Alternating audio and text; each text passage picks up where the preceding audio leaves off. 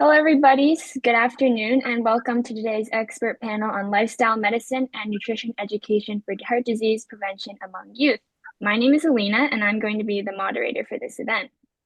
Before we get started, I'd just like to briefly introduce myself and the organization that is hosting this event.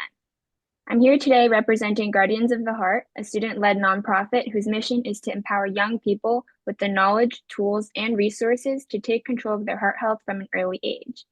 I would like to thank all of the students who help with this organization, namely Leah, Adrian, Lillian, Emma, and Karuko. Today's panel is part of a series of initiatives we're hosting to spotlight the latest trends and the best practices in cardiovascular disease prevention, with a special focus on lifestyle medicine and its role in fostering heart-healthy habits from childhood through adulthood.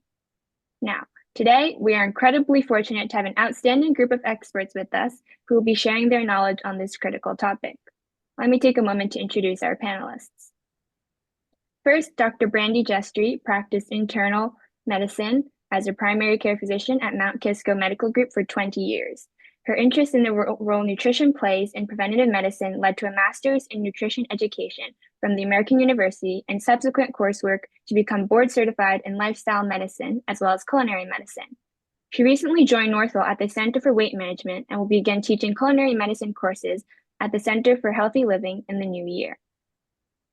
Second, Jenna Crowley is a registered dietitian specializing in bariatric surgery and medical weight management at Northwell Health. She received her master's in nutrition and exercise physiology from Teachers College, Columbia University. She's the founder of Healthy Habits Nutrition, her practice which focuses on behavior change and habit formation for long-term weight loss maintenance. In her free time, she enjoys running, biking, and spending time with her rescue pup. Next, Gail Crawford is a registered dietitian and a certified dietitian nutritionist who earned a master's degree in clinical nutrition from New York University. She's also a certified health coach. Through her private practice, she is able to fulfill her passion for working with children, teens, and young adults because she believes that introducing healthy habits will not only help them now, but in many years to come. Next, Linda Arpino is the founder and CEO of her private practice, Life Focus Nutrition. She's a registered dietitian nutritionist and the 2024 award winner for excellence in service and leadership by the Academy of Nutrition and Dietetics. Linda's practice is culturally diverse with resources sensitive to different eating patterns. Her motto is sustainable nutrition for you and your planet, and she's an expert in translating evidence-based nutrition and chronic disease prevention and treatment for all ages. Finally, Dr. Howard Cooper has been a practicing cardiologist for 24 years, and he currently serves as the director of the Cardiac Intensive Care Unit at Westchester Medical Center in Valhalla. He also runs the Cardiology Fellowship Training Program there, so he's very involved in teaching the next generation of cardiologists. And last but not least, I would like to thank Kristen, who has helped me set everything up to make this panel happen today. I just want to thank everybody for being here on behalf of the American Heart Association. We are just very grateful for Alina and Guardians of the Heart for bringing awareness and just such a powerful message to our community. Yes, thank you again for joining us today, panelists. And I will be guiding the discussion using some pre-prepared questions, but we will have time for your valuable insights on a very wide range of topics. And we will end with a Q&A session if time allows. So everyone feel free to type in the Q&A box any questions you may have. All right, so let's start with the big picture. What does your experience and expertise with lifestyle medicine look like, and how do you work to combat cardiovascular disease? This is an open question for all of you, and we'd love to hear how you approach prevention from your respective areas and your thoughts on the effectiveness of lifestyle medicine. Dr. Gestri, would you like to start us off? Sure. When I first became interested in first nutrition and then lifestyle medicine, it mainly was the result of having practiced primary care for over a decade at that point and realizing that I was very frustrated that a lot of the diseases that I was seeing and that I was treating, in particular cardiovascular disease, was completely preventable. But I also realized that having gone to medical school and graduated in 2001, I didn't know anything about nutrition, because you would think that doctors would be taught, since first line for almost every chronic disease is lifestyle change, but they don't teach us lifestyle change. Thankfully, that's changing in medical school curriculums now. That's why I went on to get the nutrition education. And then I I really was exposed to lifestyle medicine's 6 pillars, which are nutrition, physical activity, social connection, stress management and mindfulness, and avoidance of risky behavior. And everything just sort of clicked at that point. I was like, wow, if people check most of these boxes on most days, I will likely be out of a job someday. And so I started to incorporate that into my practice. Unfortunately, the way that primary care and healthcare is going, I realized I didn't have the time necessary to do proper counseling. I could get a lot in on a physical if they were not too unhealthy. And I realized that a lot of my colleagues were having the same issue. So I foresee lifestyle medicine as becoming a subspecialty that works parallel in tandem to primary care. Almost like I call it, we're like the tutors. So you see your primary care as your regular track in education, and then maybe you see a tutor to help. And physicians are just not, they don't have the training in coaching in addition to being the provider. You know, they don't have the training in motivational interviewing and all of the behavioral change techniques that are necessary to be successful for behavior change, nor do they have the time to do it. It takes a lot of time to get people to change their behaviors. And that's what's essential in order for prevention of disease. You want to get people fixing their behaviors before their behaviors take the toll. The body is very resilient, but you have to start making those changes earlier. So that's where I see the role of lifestyle medicine, hand in hand with primary care. Thank you for sharing, Dr. Gestri. And Jenna, I'd love to hear your thoughts on this as well. Sure. So I work with individuals that are preparing for bariatric surgery, or they're taking a weight loss medication, or just for general healthy lifestyle change. And we focus on sustainable behavior change with nutritious eating patterns. So definitely focus on behavior change. And the recommendations that I discuss are consistent with a heart healthy eating pattern. So whole, unprocessed foods. And we know that weight management is important to cardiovascular disease prevention. So yeah, for AHA's Life's Essential 8, of course, 2 of them are healthy diet and healthy weight, so very closely connected. And I also discuss stress, sleep, exercise, and social support with my patients. So I think all those factors combined are, really a part of lifestyle medicine. Yeah, Life's Essential 8 is definitely a very important factor. And what about you, Gail? As a registered dietitian and a health coach, when I work with kids and teens and young adults, I just try to focus on overall health and how each aspect of life contributes to like the overall well-being. I look at their health history, diet, physical activity, sleep habits, stress levels. My main focus is usually getting kids to eat more fruits and vegetables because their intake is so low to begin with. And getting more of these types of foods will get more nutrients, such as like the vitamins, minerals, phytochemicals, fiber, and all of this will help them have a more nutritious diet, which will contribute to overall health and in turn healthier cardiovascular health. And I also discuss a lot of healthier options that are lower in fat, sugar, sodium, to have over their usual choices of like convenience foods or fast foods. I also encourage regular physical activity and for overall health as well.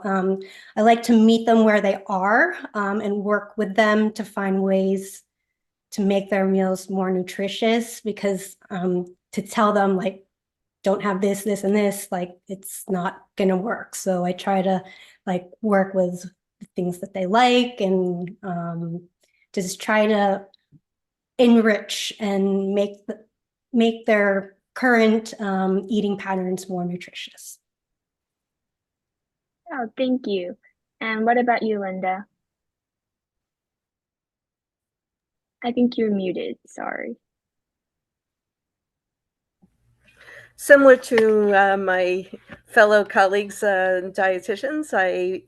Our focus on family intervention. I do see 60% of my practice is children and teens, and I would say that the focus is definitely centered around readiness for change and the ability to coach them in making slow progress over time. But the focus is really on seeing the connection between their own health and food as medicine. I do see um, people who have diabetes, cancer, heart disease, as well as weight management issues, which seems to be exploding, as well as underweight, food insecure. So the diversity in my population culturally is very varied. And therefore, I am really working very closely to see cultural habits in eating to help them foster a better positive way of eating. Food is your medicine is my motto, and certainly use plant-based ways of eating to focus not only for the fiber and phytonutrients and blood sugar regulation. The plant-based proteins are also more affordable for many of the clients I see, and fosters an acceleration of change. You see all the chronic diseases related to lifestyle as having that lack of education, let's say, in our society. We do focus more on plant-based ways of eating, the bacon, egg, and cheese, for breakfast instead of the oatmeal fruit, and perhaps another calcium-rich food like a soy milk. So there's differences in my fellowship, in my background, in terms of the Academy of Nutrition and Dietetic has been with the Vegetarian Nutrition Practice Group, and that's where I got my award from, in focusing on helping hospitals. For example, we have a large diet manual that all the hospitals in our country will refer to, and we did not have vegan or vegetarian options for lacto-ovo. There's a variety of different levels that people engage in eating, and being able to push that thought pattern that perhaps we need to be looking at that closer was one of the projects we just finished with the Academy of Nutrition and Dietetics.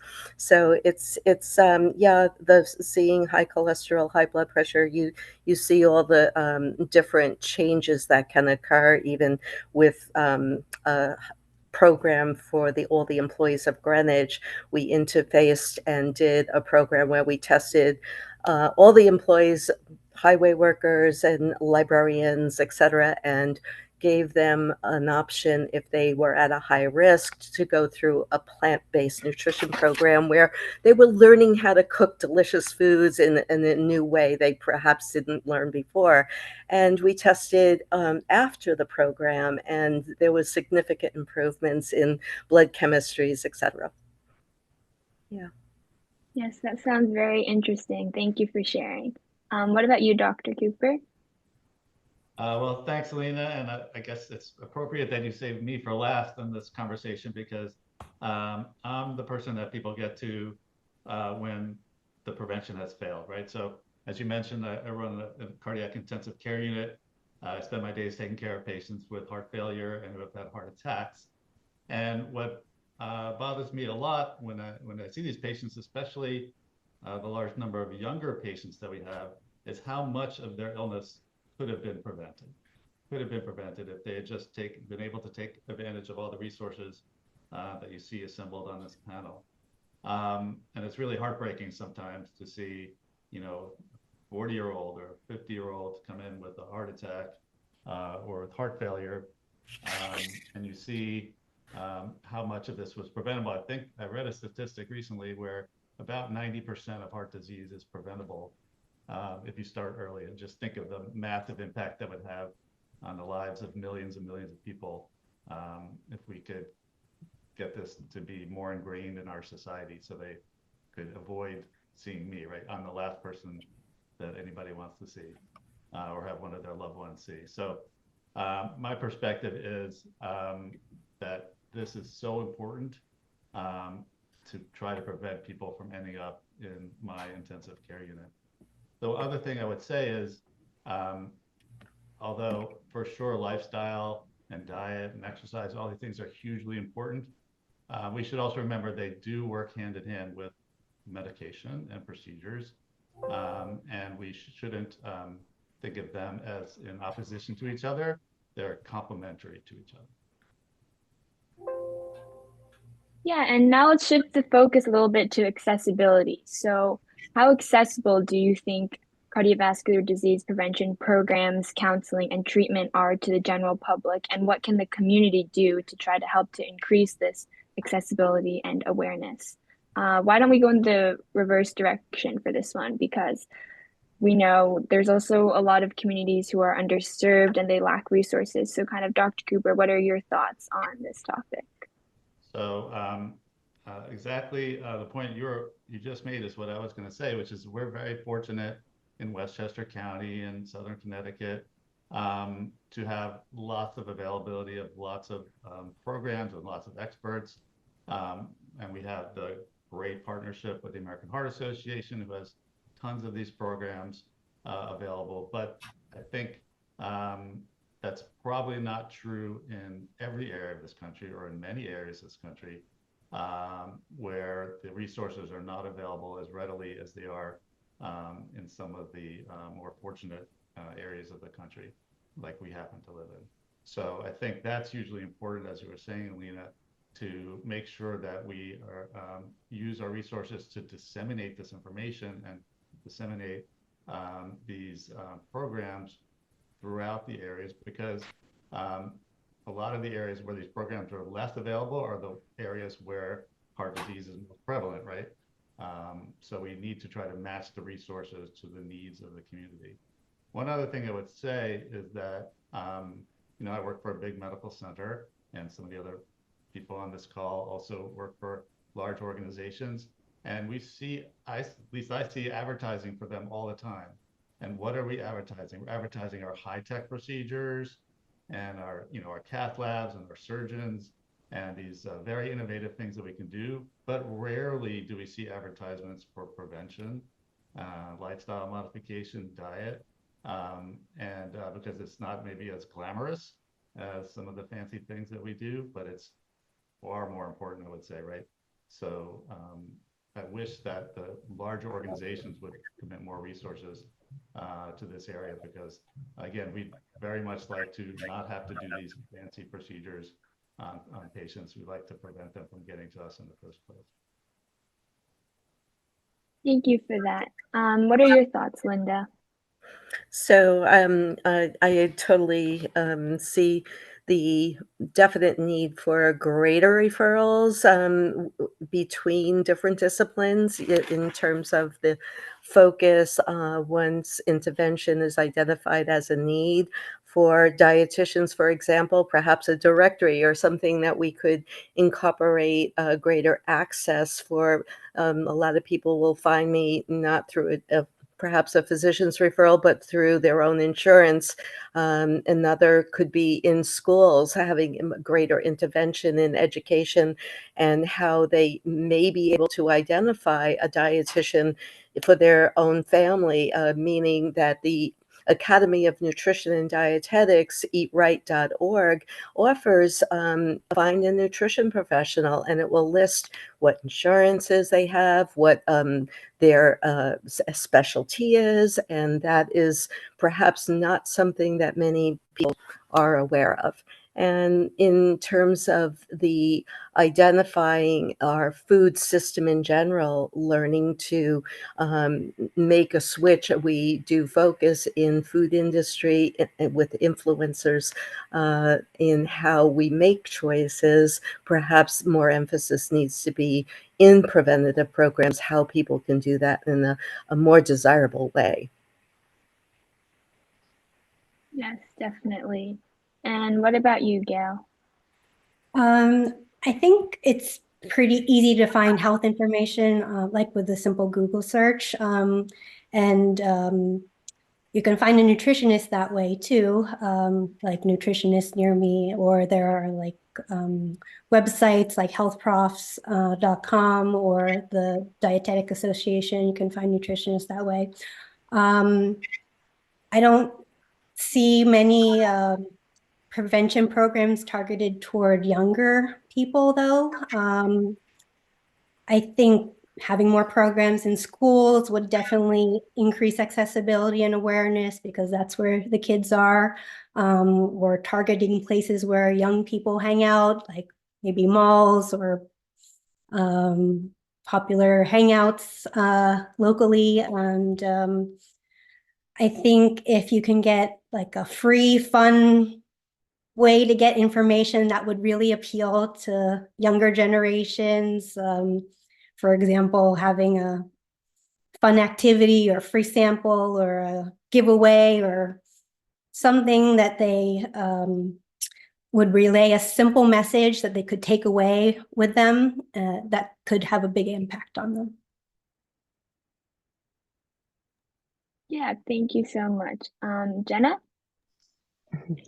Yeah, definitely in the program that I work in, there is a big barrier for individuals that we see because they do have to be interested in bariatric surgery, which is weight loss surgery, or interested in taking a weight loss medication. Otherwise, they actually don't have access to see us. They don't have access to see the dietitians.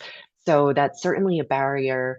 And we actually are seeing younger and younger individuals over the years just kind of highlighting, the importance of prevention versus treatment, once it gets to a certain point. But I think really community championing for preventative programs is crucial because in the individuals I work with, it's very clear, and when we study the metabolism, that it's much easier to prevent weight gain versus to lose weight and keep it off. So I think definitely the preventative programs are crucial.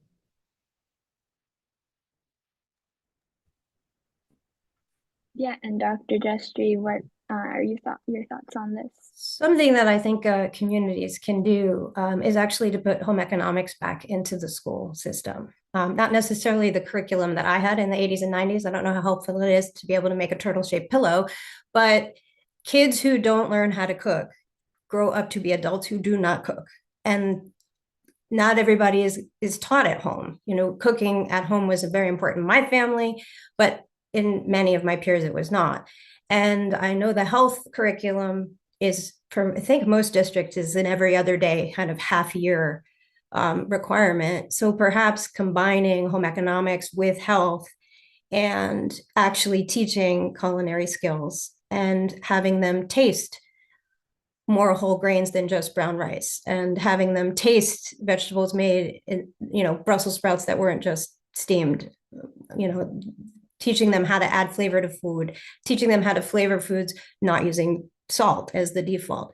These are all skills that they can learn and then take with them when they go on to work or college, and then as they start their own families.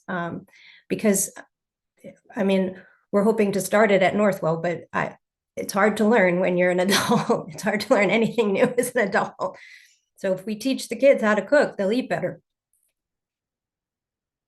Yes, that makes sense. Now, let's talk about some of the gaps we see in cardiovascular disease prevention. So from each of your experience, what gaps do you think remain in the current approach to prevention? And what about prevention for youth in particular? I know we talked a lot about starting early, but are there any gaps you think you see in how we can fill them? So why don't we start in the middle? Gail, do you think there are any specific barriers that prevent youth from adopting healthier diets or where more intervention could help? Yeah, I think that the current approach is not targeted toward the younger generation. And I feel that the problem is no one pays attention to it until it's too late, meaning like that it's already after the fact, like someone already has high blood pressure or already has high cholesterol. And even then, as I've seen in most of my family members, the first line is usually medication and not lifestyle changes. And if I usually sometimes I do see adults, and when they call me, it's because they need to correct something already. So I feel like the younger age group doesn't like really thinking about the future because it can stress them out too much. I've just noticed that in my own children. They're only like focused on what's going on right now and involved in that. So I sometimes have to reframe the concept on how it would apply to them now. So with this population, I would discuss how a healthy heart can help you like pump more blood more efficiently, so help you in sports, help you do better in school, and just help you feel good in general. So that's it.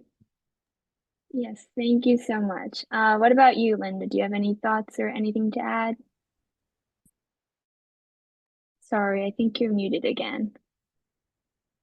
All good things. I would say that we have a lot of reevaluation to be done on our current messages, whether it's a school lunch program, our nutrition guidelines, in terms of fostering that education at a greater level. We have the 2025 dietary guidelines that are coming out next year, and there has been a lot of influencers in our guidelines from farmers, from the dairy industry, and saturated fat is a key component that we have to look at closely, and the animal foods do push that component higher. And I see that I have a large population that just focuses their diets on animal foods, and getting the tools together in educating the cooking and skills that will embrace a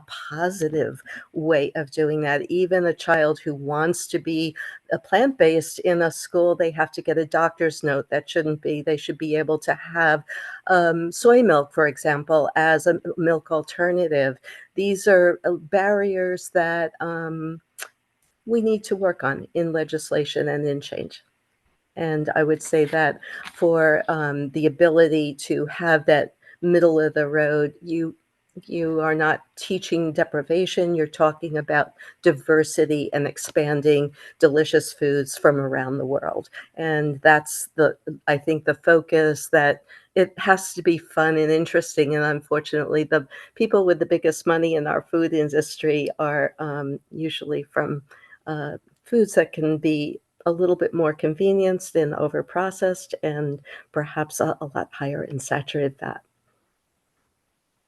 Yes, I agree. Let's see what Dr. Cooper has to say. So I think an important gap in terms of prevention in younger people is that my colleagues, family medicine doctors, pediatricians, I think have been reluctant to test children for their cholesterol levels. And it's clearly recommended in all the pediatric guidelines that between age 9 and 11, the patient or all the children get tested, because then you're going to find children who have high cholesterol levels already through no fault of their own, their children, because of their genes. And then you have the next 20, 30, 40 years to work with them and their families to prevent the heart disease that's going to happen if they don't know that they have high cholesterol levels. So I think that is a major gap, is that we're not focusing enough on children and their risk factors before they've had these risk factors for decades, right? You want to catch them early so we can start to apply all the things that everybody else on the panel is talking about to the children. If they don't know, and if their family doesn't know, if their doctor doesn't know, they're not going to get the prevention that they need. Yes, that makes so much sense. And I definitely agree. Let's circle back to Dr. Gestri. I see a big gap in the physical activity realm. I had a lot of adult patients who were not exercising at all. And when I actually asked them about exercise history, substantial number of them were athletes when they were in school.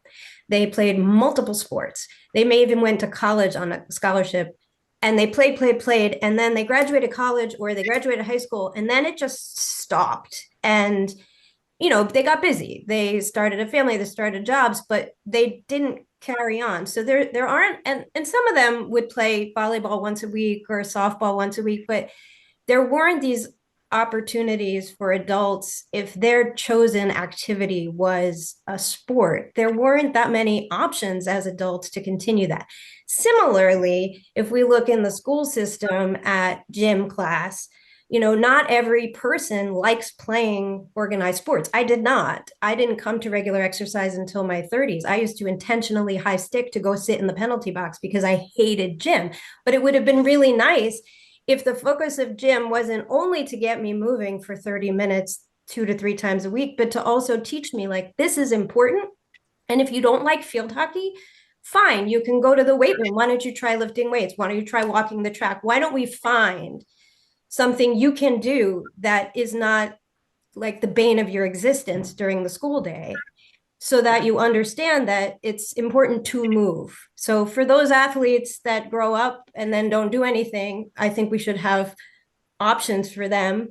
And for those of us who weren't organized sports people, we have to learn at a younger age how important movement is, whatever that movement might be. Yes, I hope that doesn't happen to me. And Jenna, what about you? Yeah, I remember in my elementary school, I had 2 classes on food and nutrition. And in my middle school health class, I only had one, which is just, I actually remember in elementary school thinking that it was so shocking how short it was, like such a short period of time. So I think integrating nutrition and lifestyle is an important part of the curriculum is essential. Um, but also thinking about the other factors, like we were just speaking about exercise, but also stress, sleep, and social support. I don't know if it's really discussed, in an academic setting in schools. So, just the relation between those and health and heart health.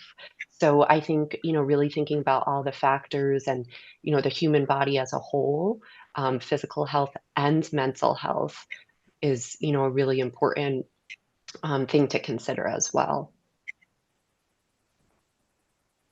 Yeah, that's wonderful. Thank you for sharing. And lastly, we've heard a lot about trends in cardiovascular disease prevention, but I know we talked about how we don't like to look to the future, but in 3 words, what are the key trends or developments you think will shape the landscape of youth cardiovascular health in the coming 5 to 10 years? So why don't we go back to Dr. Gestri for this one? Good and bad. Vaping, I think that's going to be a huge problem. And we don't have all the knowledge we need to correctly guide people, but I'm going to go out on a limb and say it's not good. And the sentiment among youth is it's probably better than cigarettes, and I don't think we at all know that to be the case. 2, obesity, although with some of the recent trends, that may be something we're finally getting a handle on, but I think obesity in youth coexisting with cardiovascular disease is a major area that we need to work on. And then the third, of course, technology. Everything is tech and AI, and it can be beneficial, but it can also be harmful. So a lot of the apps that some people find useful, these wearable tracker devices and things, can keep people very focused, but the other side of technology is lack of social connection and more sedentary lifestyle. And so finding the balance between the benefits of technology and avoiding the pitfalls is going to be key. And what about you, Jenna? Yeah, so my 3 words are healthy habit formation, and I think it is a bit realistic, but also a bit hopeful for the future of youth. But I do hope we are moving away from quick fixes and fad diets and moving more towards healthy lifestyle to feel good overall. And I do hope that youth learn as an example from their families, eating whole, unprocessed foods and physical activity just for fun, not for organized exercise, but just something to enjoy as a family together. I think plant-based meals is also or can also be incorporated into that. And I think hopefully, we are moving towards that. Um, I think the community experience of physical activity is important. Like was mentioned earlier, as we become adults, we kind of forget that aspect of physical activity and organized sports. So I think that's something that could be, very helpful as far as habit formation. In my private practice, which is Healthy Habits Nutrition, I really focus on habit formation and long-term lifestyle change rather than temporary quick fixes.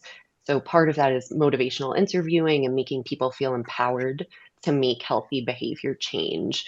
So hopefully that could apply to youth as well in schools and really empowering children to make these decisions to lead a healthy lifestyle. Yes, for sure. Thank you. And yes, Gail, what would you say? I thought of this question in a different way, and my 3 words were social media influence. I just feel that nothing has more influence on a young person than social media today. It's where they find breaking news, it's what they wear, where to go, what to eat. If someone can make good health and nutrition trendy, I think that's how we can really reach them. And I'd really like to just see more in-depth programs in school, maybe in combination with lunch programs, like it was mentioned before, like so they can taste healthy foods and really interact with maybe the cooking process, so they can get to see, taste, experience, and experience the heart healthy options. Yeah, thank you. And lastly, Dr. Cooper, what would you like to add? So the 3 words I came up with were avoid Dr. Cooper, right? So you don't want to get to me. If you keep that in mind, with your parents of young children, they don't want themselves to get to me. They don't want their children ever to get to me. So if we focus on all the things that my colleagues on this call are talking about, in terms of healthy lifestyle, healthy diet, exercise, sleep hygiene, stress management, and taking care of your risk factors, for a whole lifetime, then people can avoid getting to me. All right. Well, we've covered a lot of ground today. I didn't get to share. Oh, so sorry. Yes. What would you like to add? So for my 3 words was plant-based nutrition, and basically I was thinking in terms of how that emphasis could benefit many different people on all age spectrums, but focusing for children, especially who have more selective needs. I like the idea of teaching and educating with the home economics and giving more education to children at a younger age.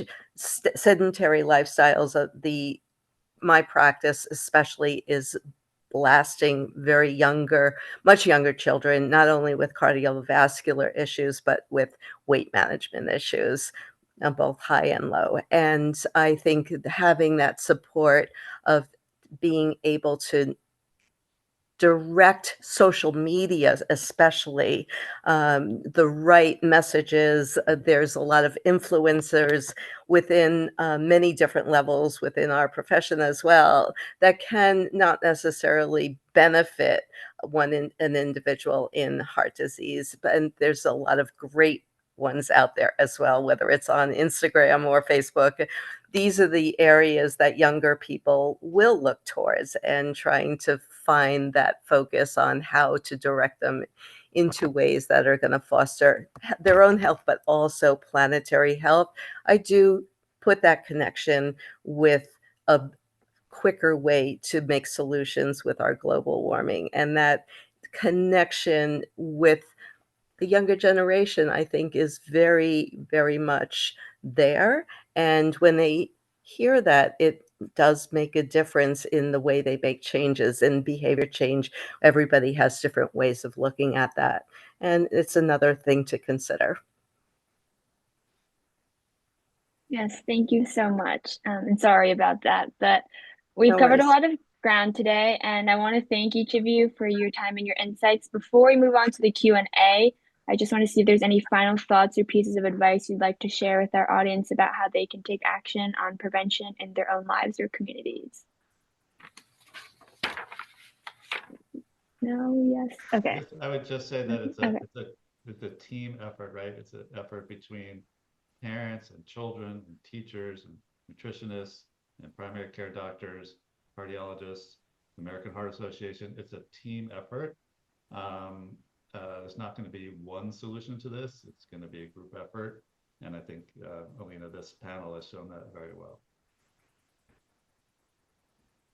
All right, thank you. And all right, so in the Q&A, I'm just going to go down the list. So the first question, someone asked, what role do social determinants of health play in disease prevention? So panelists, feel free to jump in. I think it's everything. When I trained at Mount Sinai in New York City, one of the residents did a project where she went north of 100th Street on the east side into East Harlem and checked what was actually available in the grocery stores and bodegas, and everything we were telling people to eat, they didn't have access to. There was no dairy that was, maybe you found 2% milk, but forget 1% or skim. The produce was wilted. I had patient who would every Christmas give me this huge tin of Danish cookies and tell me they were from the fresh store, or a huge bag of potato chips and say, Merry Christmas. So that's what they had access to. And the food deserts, even in highly populated areas, create a real barrier. And the fact of the matter is, a lot of times healthy foods are more expensive in certain areas. And then there's also just lack of access to providers. Even here in Westchester and Putnam counties, it can take up to a year to get an appointment with a new primary care physician because they're so booked up. And if that's happening in suburban New York City, what's happening in the middle of the country? We can't help people if we can't get to them or get them what they need. Just to emphasize some of those points as well, I think a very sad statistic is that the #1 determinant of how long you will live in the United States is how much money your parents have. And that's just a shame, right? We're the richest country in the history of the world. That just shouldn't be the case, but it is. And I think we all need to use all of our influence to try to change that.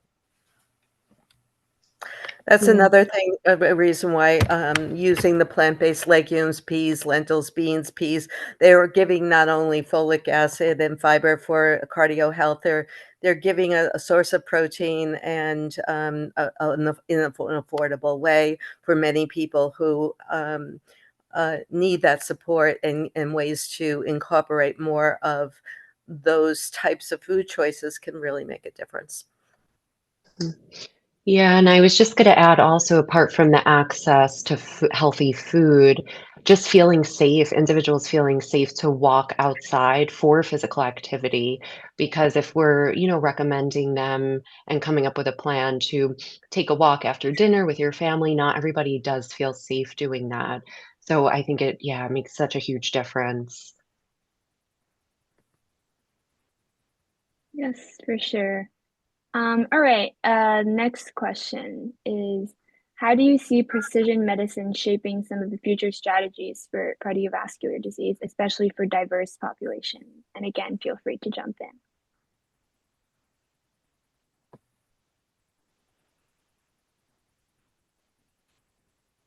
That was a high-level question.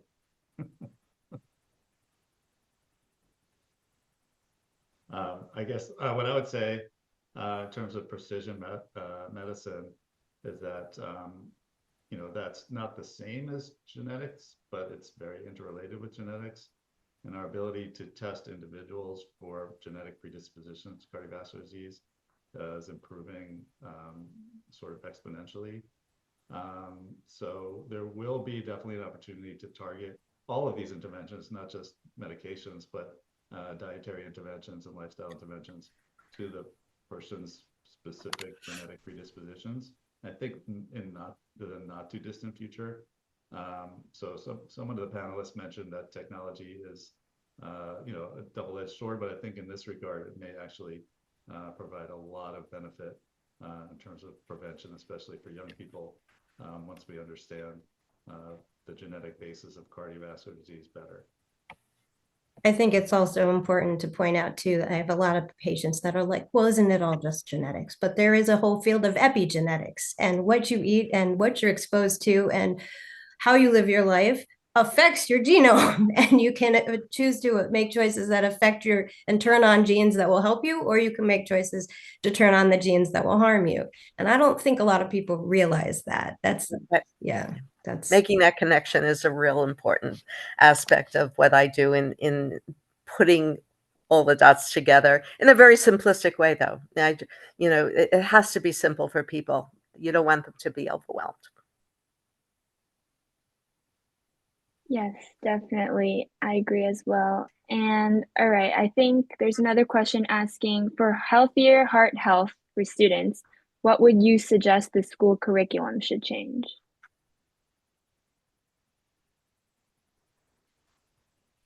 I mean, to my point before, I think that health class needs to be expanded to include lifestyle medicine as part of it. And I think that the cooking and the changing the focus in gym, not just to, I mean, the recommendation for your age is an hour of physical activity a day. So gym class is not achieving that goal by itself anyway. So at least it could educate about what physical activity along the entire life spectrum should entail, and help students find what works for them for long term. So I would integrate home ec and health and change gym up a little bit.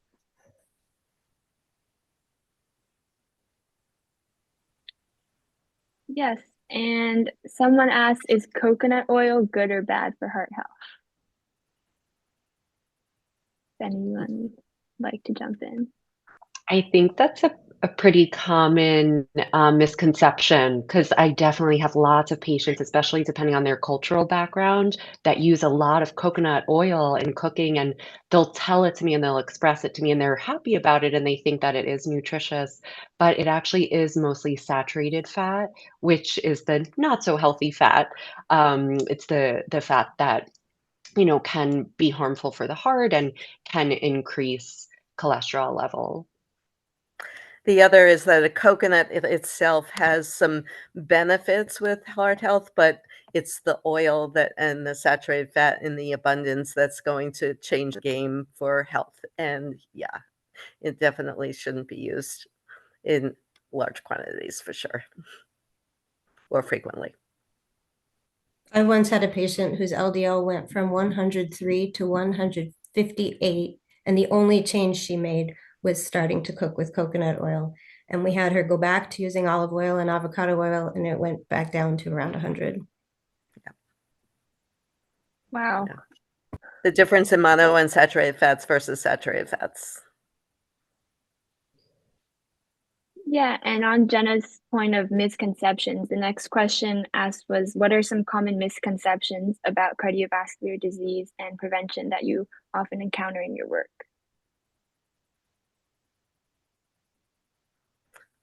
Well, I can certainly say that a lot of people think that there's a lot of information, even on AI, that can lead you down the wrong path. And saturated fat and total fat in your diet is a driver for arteriosclerotic heart disease. And if you want to focus on total fat in your diet and more plant-based, monounsaturated fats, but plant-based fats are going to be more significant in heart health versus the animal fat. So lowering total saturated fat is really the focus in terms of long-term health, and education on how to do that is lacking. A common misconception is still that eggs are not healthy because they are high in cholesterol, but they are actually a good source of protein, and saturated fat is what people need to be concerned about, not the actual cholesterol in foods. I just went to I'm sorry. oh, go ahead, ahead. go ahead. I was just going to say, I just went to a conference this past week and it was all about heart health. It was at NYU Medical Center and there was a whole lecture on eggs. So I think there's such still a common, because the research for so many years went back and forth, it's such a common thing that people focus on. But just, to your point, Gail, taking a step back and looking at it more big picture, healthy lifestyle, not just an individual food, but also, kind of getting more into the science of it, the cholesterol, raising cholesterol levels versus the impact of saturated fat and packaged foods that increase cholesterol levels. So I have two misconceptions that I want to point out. One is that I think a common misconception is if you are prescribed medication, that means that you no longer have to worry about the lifestyle part of it, which is of course not true. Medication can do a lot, but it can't do it all. And like I said before, so these things all work hand in hand with each other. So I think, it behooves physicians when they prescribe medications to not let the patient walk away thinking, well, now their problem is solved, that they also need to incorporate all the other things we're talking about.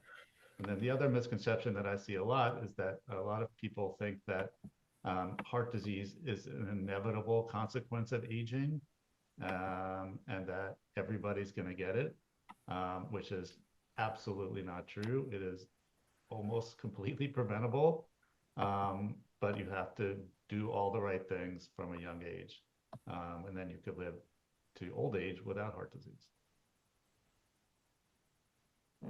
Yes, for sure. And all right, so the last question is, oh, well, before we get there, I think someone just asked, what are some ways to teach people about these common misconceptions?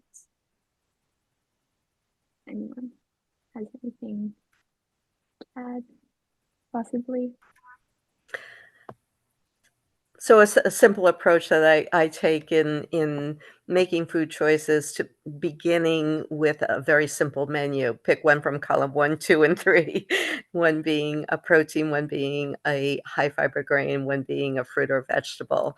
When you have a combination and start getting just that little behavior going, it really simplifies things in a way that's easy to do. I mean, I think combating misinformation is a big problem in society, not just in the area of health right now. And that's a big hurdle that I think as a society we have to work on. I mean, I think having a conversation that's two-way, being respectful. Some of people's beliefs are very entrenched cultural beliefs. And so just coming right at them with studies and education and wearing that draconian provider hat as opposed to the coach hat doesn't usually work. You have to, how did you come to that belief? Can I ask where you got that information? Would you like to hear about some studies that I know about? This is the way you get people to change, not by screaming at them on social media that, about coconut oil. It's tricky. Just the other day, I mentioned to my ex-husband, because he was asking a lot about artificial sweeteners and the World Health Organization talking about hazard. And I just was like, yeah, people are concerned about that. But did you know processed deli meat is a class 1 carcinogen according to the World Health Organization? He said, what? Really? I'm like, yeah, that one actually will cause cancer. And he really had no idea. And because we were speaking in kind of a friendly, collegiate way, he heard and kind of asked around the table, does anybody else know that? And a lot of other people didn't. And how you engage someone and when you try to educate is really the key, I think, to getting them to take the message. Yeah, there's so much related to nutrition, even the plastics and the microplastics in the way we're containing food. That's a whole nother discussion.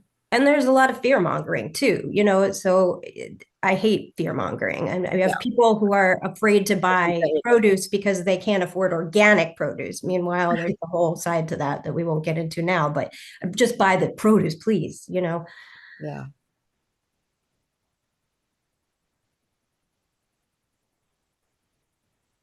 All right. Well, I think that's going to be it for today. For the questions that we were unable to answer, you'll be receiving a thank you email tomorrow. So feel free to reach out if you're still interested.